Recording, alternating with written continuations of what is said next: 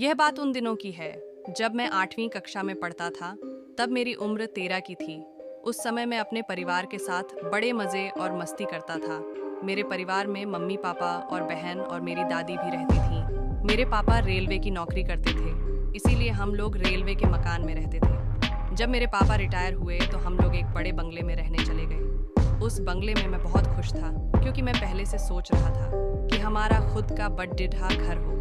जब हम लोग घर में रहने गए तो हमें एक बेचैनी सी महसूस हो रही थी, और हम रात को देर से सोते थे क्योंकि हमें डरावनी पिक्चर बहुत पसंद थी, और हम देर रात तक टीवी देखते रहते थे, और हमारा बाकी का परिवार खाना खाने के थोड़ी ही देर बाद सो जाते थे। एक दिन की बात है, जब मैं रात में 11:30 बजे टीवी देख रहा था, तब मुझे लगा कि बाहर से कोई आवाज़ आ रही है।